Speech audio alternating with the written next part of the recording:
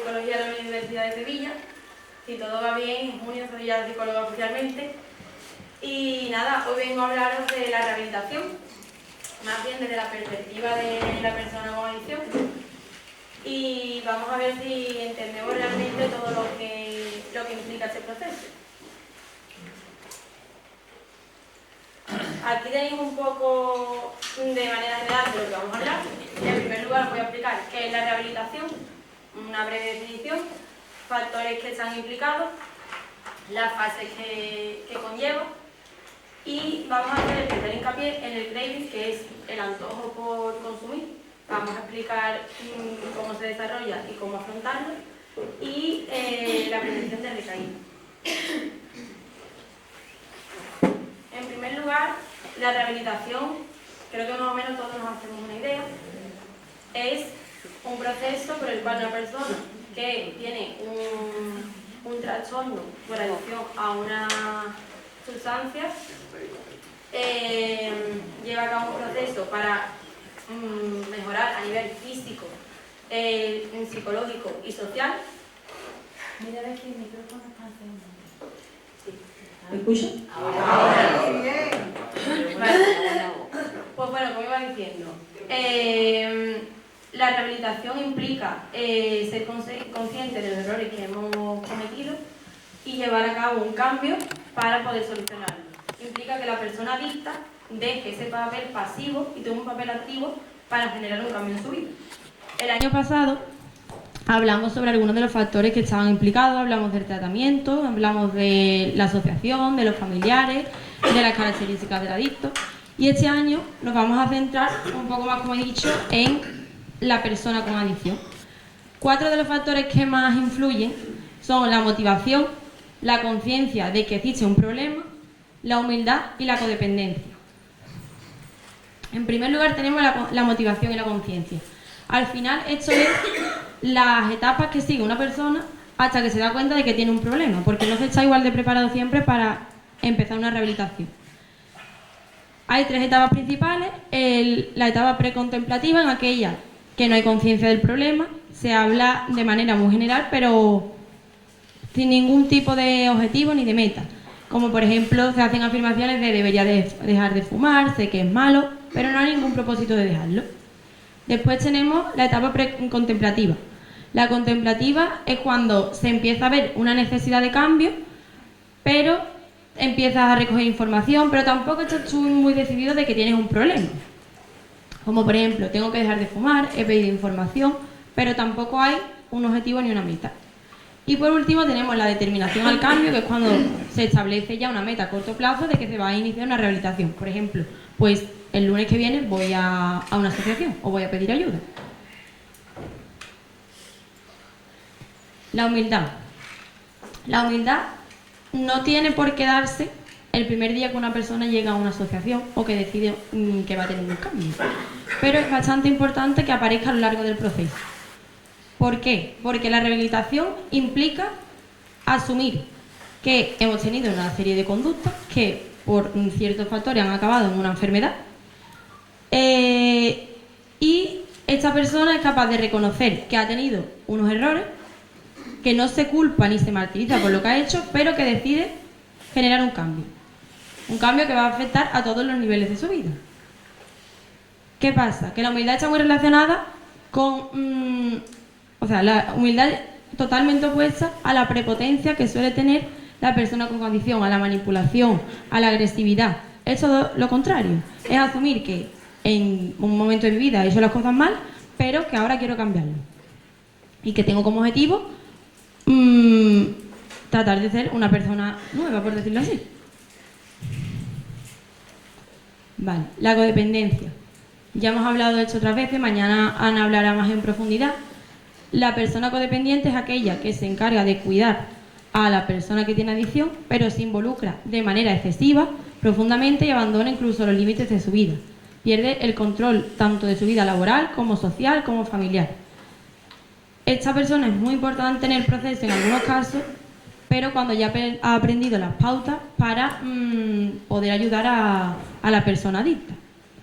Mientras tanto, es otra víctima más de la enfermedad. Ahora os voy a explicar cuáles son las fases que tiene una rehabilitación.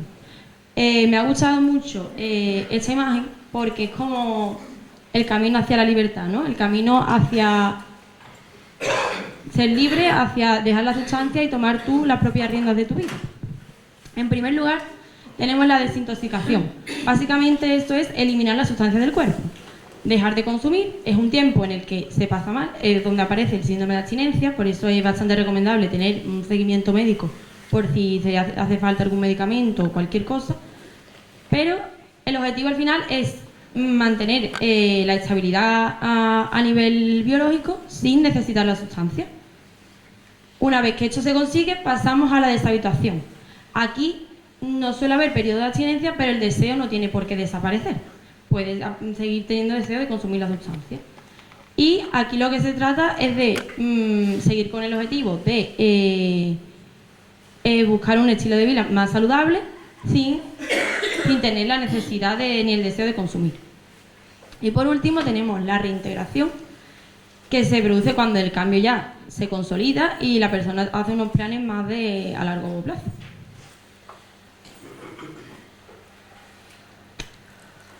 Ahora os voy a hablar sobre algo que creo que es el principal problema que tienen todas las personas cuando dejan una sustancia. Y es el craving. El craving es el antojo, la necesidad de consumir. Al final, por unos factores o por otros, acaba apareciendo de nuevo. Hay 4 situaciones principales en las que este deseo aparece de manera más rápida y puede llevar a comportamientos impulsivos. La primera sería respuesta a los síntomas de abstinencia. Cuando una persona deja de consumir, siente una sensación de vacío, siente un malestar interno. ¿Qué pasa?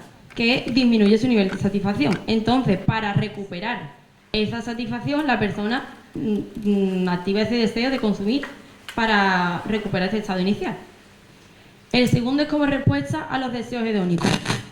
Cuando asociamos el consumo de la sustancia a un estímulo que de por sí es placentero, como puede ser, por ejemplo, mantener relaciones sexuales, cuando se deja la sustancia y se vuelve a llevar a cabo esa actividad, es posible que se desarrolle el craving, o sea, el deseo y el antojo, porque no sientes lo mismo que sentías antes.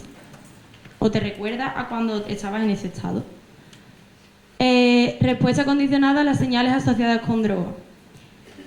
Esto ocurre cuando asociamos un estímulo que en general es neutro, como puede ser la esquina de una calle, con el consumir. Esto ocurre si pasamos, por ejemplo, por la puerta del bar al que íbamos a consumir constantemente. Es más probable que se te active esa motivación y ese deseo. Y por último tenemos la respuesta a la falta de placer. Es común que la persona que ha estado tanto tiempo bajo los efectos de la sustancia tenga su vida completamente desestructurada y no tenga estructurado el tiempo y no tenga una visión más allá de lo que es consumir. Entonces necesita llenar ese vacío con sustancias porque no es capaz de divertirse ni de encontrar la satisfacción de otra forma. Pero ustedes me diréis, bueno, esto está muy bien y yo lo sé, pero ¿qué hago cuando me pase, no? Pues ahora lo vamos a ver. Hay unas ciertas estrategias que podemos emplear para hacer frente a estas situaciones. Lo que sí os digo que esto requiere entrenamiento. No se consigue en un día ni en dos y porque apliquemos esto un día, puede ser que no sirva, puede ser que no, pero todo es ponerse. Lo primero, una vez que hemos identificado que estamos teniendo este sentimiento, esta necesidad, reconocemos que estamos ante una situación que nos estamos poniendo en conflicto, que estamos tensos, y tratamos de detener ese pensamiento. Se suele usar, por ejemplo, la señal de la palabra alto. Lo puedes pensar, lo puedes decir en voz alta, pero te ayuda a pararte en el momento presente y decir, espérate, que algo se está complicando. Y una vez que nos hemos parado, intentamos enfocar nuestra atención en otro aspecto. Otra opción es el control y programación de actividades. Como hemos dicho antes, es común que no tengamos una rutina, que no tengamos un horario, no lo podemos llevar al caso extremo, de decir desde las 8 de la mañana a las 12 de la noche, venga, actividades por un tubo, no, porque sabemos que esa tampoco es la solución, pero el tiempo libre es verdad que predispone el aburrimiento y las ganas de consumir. Entrenamiento en técnicas de relajación. Normalmente, cuando se activa este deseo, esta motivación, pueden haber comportamientos impulsivos que nos lleven a consumir. Entonces, actividades como el yoga, la meditación, el mindfulness, nos pueden ayudar a controlar esos impulsos. También tenemos las autoinstrucciones. Las autoinstrucciones son verbalizaciones que nosotros hacemos y que nos predisponen cómo nos tenemos que sentir o qué tenemos que pensar. Por ejemplo, este es el camino, sigue así, esto es lo mejor para mí. Para que lo entendáis, yo lo he relacionado como cuando Carlos Arguiñano sale haciendo una receta y empieza: voy a cortar tomate, lo voy a echar en el cuenco, ahora voy a echarlo en la sartén. Pues es lo mismo, es darte los pasos de lo que tienes que ir sintiendo y haciendo. No sé si lo habéis entendido. Vale, ahora a esto quiero que prestéis mucha atención porque vamos a hacer ahora una actividad. Son las técnicas de imaginación, concretamente el reemplazo mediante imagen. Es decir, imaginarnos una situación en nuestra cabeza y describirla de manera muy detallada. Esto sirve tanto para practicar habilidades que se quieren aprender como para desensibilizarnos ante situaciones que nos generan el deseo de consumir.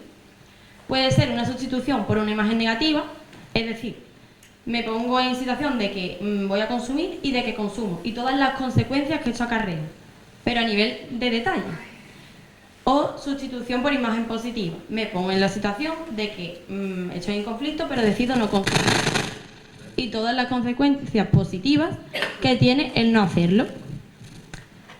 Necesito ahora 2 voluntarios. A ver quién se anima.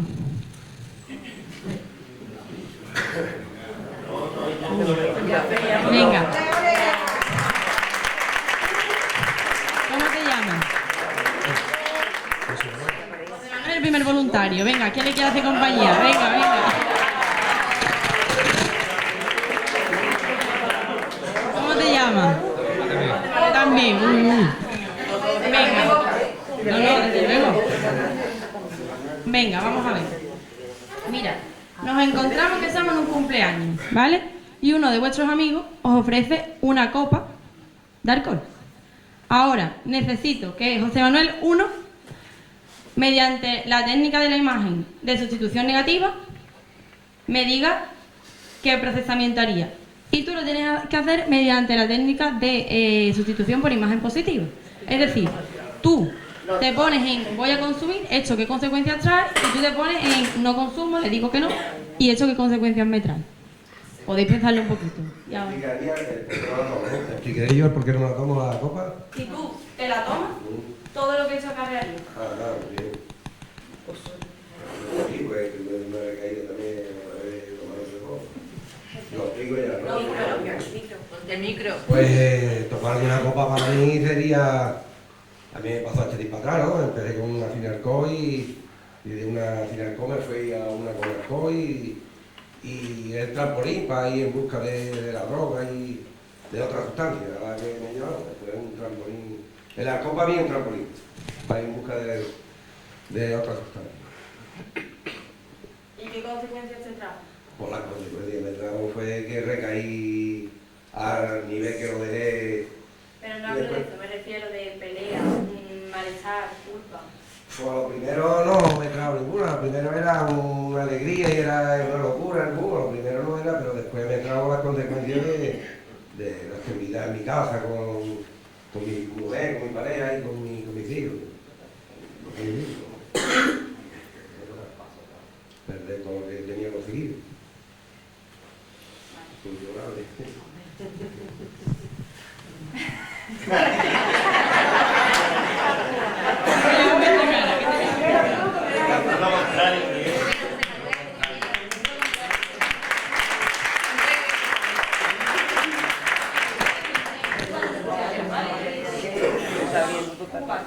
Y tú decides que no te lo tomas. ¿Cómo evolucionaría tu noche, por ejemplo? Ah, pues mi noche estupenda, bien, ¿no? Divina, ¿no?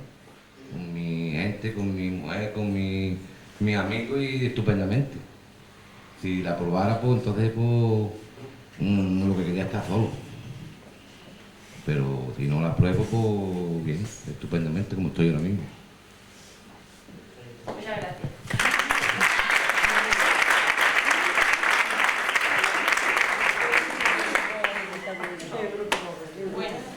Yo aquí he hecho un poco como la solución, por si se nos escapaba algo, aparte de lo que han dicho los compañeros. En ambos casos lo rechazaríamos. Ya les daríamos una explicación más o menos breve según la confianza y donde nos encontremos.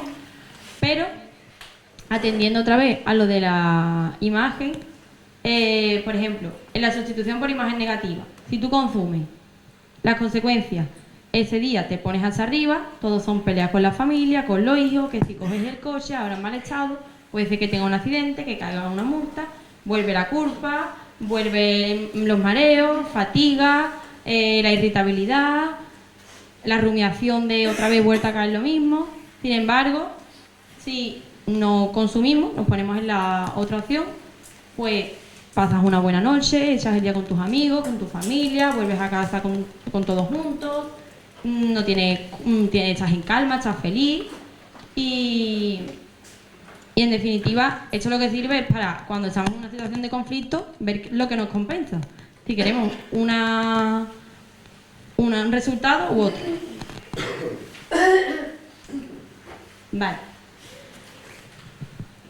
Como vemos, dependiendo de cómo llevemos el proceso y cómo lo hagamos, puede ser que aparezca la recaída o no. Por eso es muy importante los factores, las situaciones del craving, porque nos ayuda a estar alerta y saber que hay ciertas situaciones a las que si no nos exponemos, mejor, y si nos vamos a exponer, que seamos conscientes de que esto va a pasar y que tenemos que estar alerta.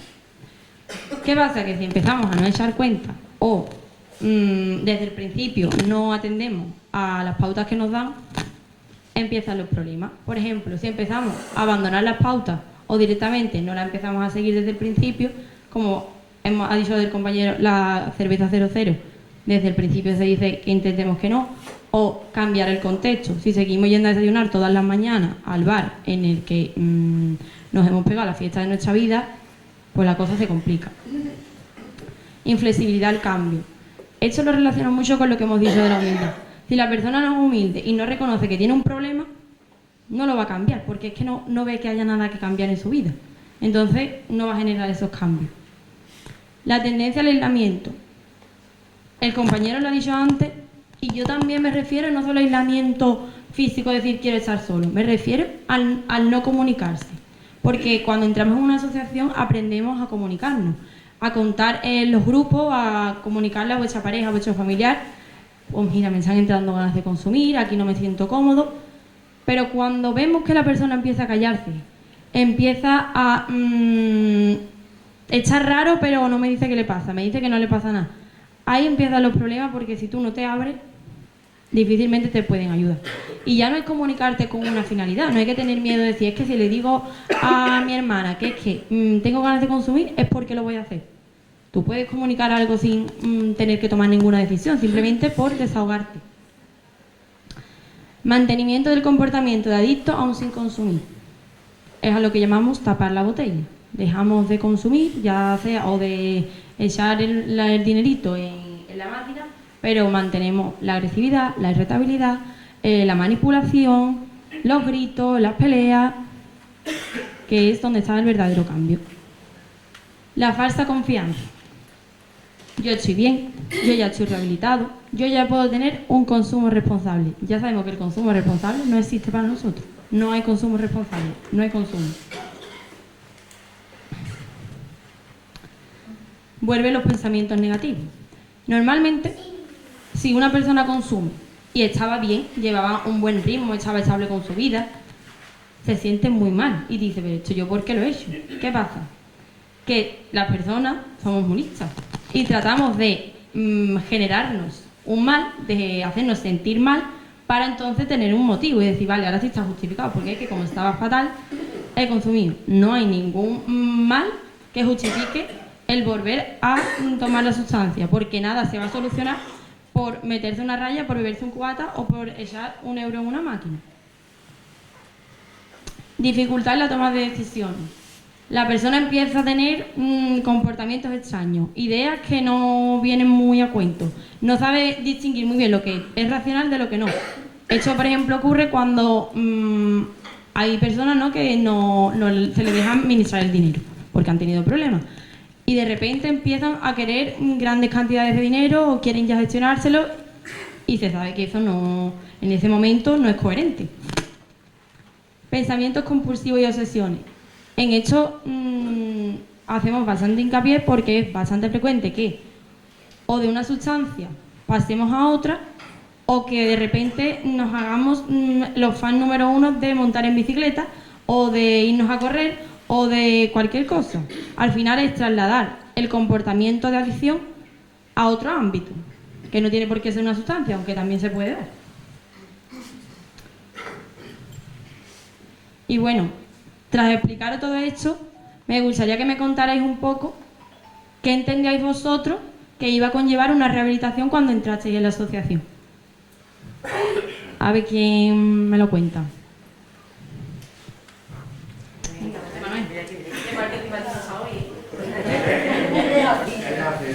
Vamos a... Venga, cántate, ven. Bueno, pues yo cuando entré en la asociación creía que era únicamente dejar de consumir. Pero después no es dejar de consumir.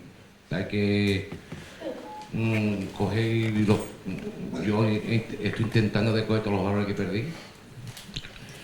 Y a poco, pues vamos. ¿Pensabas eso del consumo responsable? No, que va. ¿Pensabas que era paciente? Yo pensaba que yo entré para dejar de consumir y yo no sabía lo que yo había dejado detrás ni lo que había hecho. Hasta que me di cuenta de que habíamos dejado muchas cosas por detrás y habíamos perdido muchas cosas. Y ahora sí lo entiendo casi todo. Todavía no, pero casi todo sí. Poquito a poco. ¿Vale? ¿Alguien más? Espérate, espera. ¿Cómo te llamas? Hola, buenos días. Me llamo Mariló, soy familiar de un enfermo alcohólico y vengo de Dos Hermanas del Timón. Yo te voy a hablar del punto de familiar.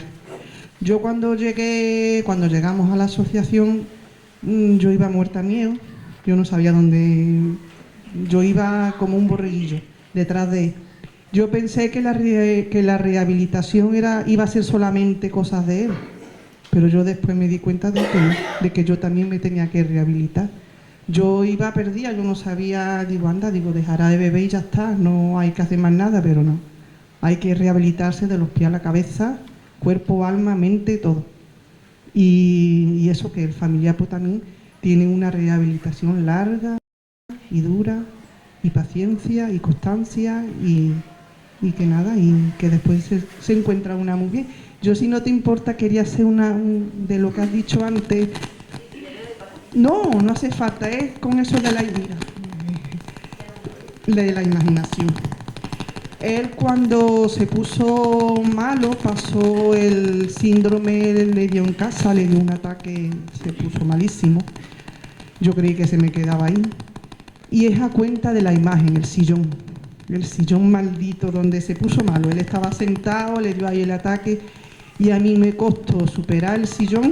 No el sillón en sí, sino la imagen, porque yo miraba el sillón y lo seguía viendo ahí malo. Y digo, yo no voy a cambiar sillón. Dinero para sillón no hay. Digo, yo tengo que trabajar mi mente, tengo que trabajar con esa imagen. A donde pusiera el sillón lo iba a seguir viendo. Digo, aquí hay que trabajar. Y ahí me di cuenta yo de mi rehabilitación, de lo que yo tenía que hacer. Digo, yo no voy a cambiar ahora el piso entero por el sillón. Y tuve que trabajarlo mucho, la imagen, el recordar, digo, ya está, él está bien, yo lo veo bien. Digo, el sillón, por mucho cojín que le ponga, por mucho, digo, es mi mente. No sé si es una tontería o no, pero es una cosa que yo entraba en el salón y veía además que lo tenía ahí, el sillón. Un estímulo que aparentemente no implica nada, una esquina de una calle, y alguien puede pasar por la esquina de una calle, sabe que a revolver, sabe para que iba y se le enciende el alma. Y lo veía ahí malo y el momento ese tan malo, tan duro, y digo, nada, que hay que trabajarlo y ya está. Ya al cabo del tiempo tuve que cambiar el sillón porque ya estaba roto, ya estaba muy malo, pero que me costó. Así que nada, muchas gracias.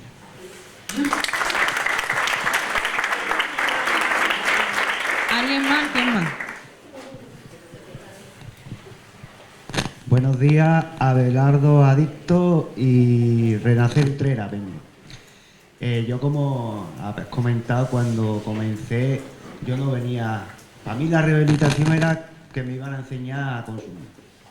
Me iban a enseñar a poderme tomar una cerveza y seguir tranquilamente. Yo en ningún momento pensaba en mi principio que esto era para siempre, que tenía que dejar el alcohol del todo y todas las drogas del todo. Y ahora pues utilizo los dos sistemas que tú has dicho, tanto el negativo como el positivo. Cuando me entra el deseo, pues me viene lo malo que me podía pasar si me la tomo y me viene lo bueno que tengo porque no me la he tomado. Y entonces con eso consigo no tomármela y sigo adelante. Y con el tema de rehabilitarnos con los compañeros. Yo, por ejemplo, las amistades, yo he tenido que cambiar amistades que no consumían simple y llanamente porque me hacían sentir lo que sentía cuando consumía. Que no quiere decir cambiar las amistades malas, entre comillas, que consumen, sino que he tenido que cambiar amistades que también me hacían sentir mal y por eso consumí. Vale.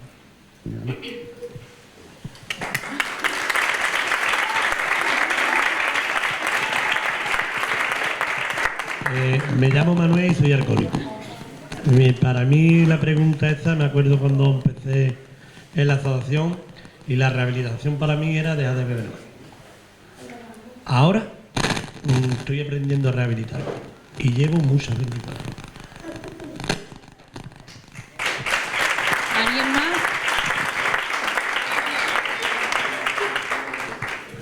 Una cosa que sí quería incidir con lo que había dicho Abelardo de... Sí, ya la tengo en cuenta. De las amistades, que no porque alguien consuma tiene por qué ser una mala amistad. Me quiero referir. Si tenéis un amigo o alguien a quien le habéis contado vuestros problemas y sabéis que os puede ayudar y que os va a frenar en el momento en el que se os pase por la cabeza, si esa persona os respeta y delante vuestro no consume y cuida vuestra rehabilitación, no tenéis por qué alejaros de ella. Al final buscas a alguien que te apoye, que consuma o no. Si no está contigo, su problema es. ¿Vale? Que quería que quedara claro. Hola, mira, mi nombre es Antoñi, soy la mujer de José Manuel, muchacho que hablaba antes, y yo quería responder a esa pregunta porque voy a explicar un poquito por encima. Yo cuando llegué a la asociación Halcón, lo cual estoy eternamente agradecida, yo llegué muy mal, en muy mal estado, entonces yo empecé a hablar porque lo que tenía era necesidad de hablar. Y lo primero que yo me fijé es lo que me escribieron en la pantalla. Mi monitora se levantó y puso codependiente. Yo la verdad es que no entendía lo que era esa palabra. Pero yo a poco me he ido dando cuenta lo que es esa palabra y me he ido dando cuenta que yo estaba viviendo sin valores ninguno, que la verdad es que era totalmente codependiente. Y lo que sí estoy ahora mismo descubriéndome a mí misma, encontrándome a mí misma, porque yo estaba perdida. Yo era tan codependiente de él que estaba tan perdida que ahora mismo pues, estoy yo recobrando mis valores y encontrándome a mí misma, lo que yo antes no era. Y ya está, un poquito más que decir, estoy un poquito nerviosa, ¿vale?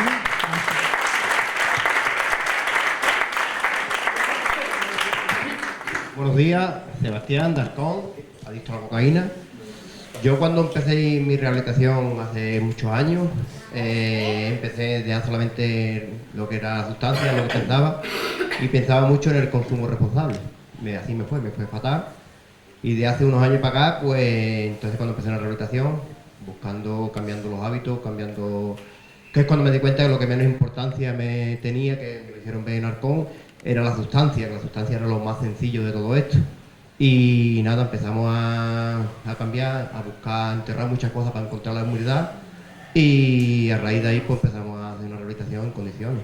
Pero sí es verdad que al principio el consumo responsable, que creo que nos metemos todo en la cabeza para callar boca, para engañar y para hacer la cama, pero eso no lleva a ningún lado. Nada más.